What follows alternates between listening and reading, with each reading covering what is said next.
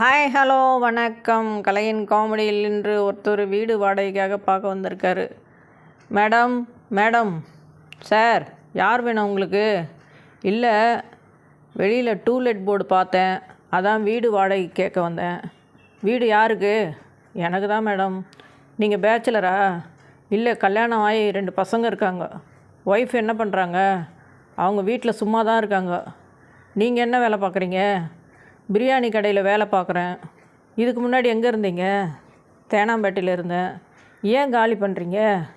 வேலை இங்கே பக்கத்தில், அதான்.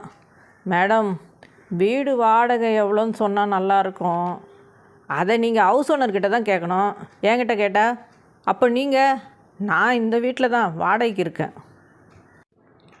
ஒரு வீட்டில் கணவன் மனைவி.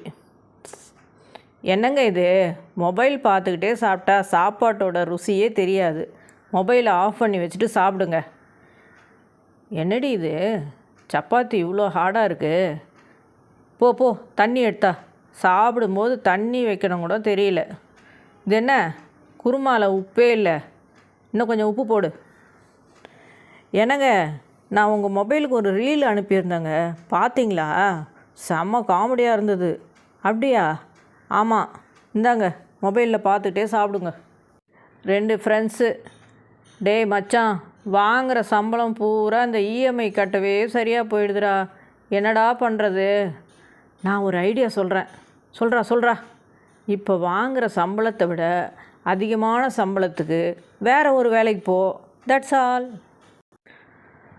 அம்மா, குரு பார்க்க கோடி நன்மன் சொல்கிறாங்க. நான் பிறந்து இத்தனை வருஷம் ஆச்சு, என்னை மட்டும் அந்த குரு பார்த்த மாதிரியே தெரியலையம்மா. ஒருவேளை நீ பிறந்ததே அவருக்கு தெரியாமல் இருக்குமோ என்னவோ.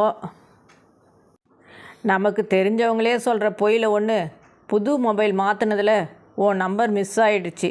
அட ஆமாம்ல. சிரிச்சிட்டே இருங்க, சந்தோஷமாக இருங்க. மீண்டும் சந்திப்போம். நன்றி, வணக்கம்.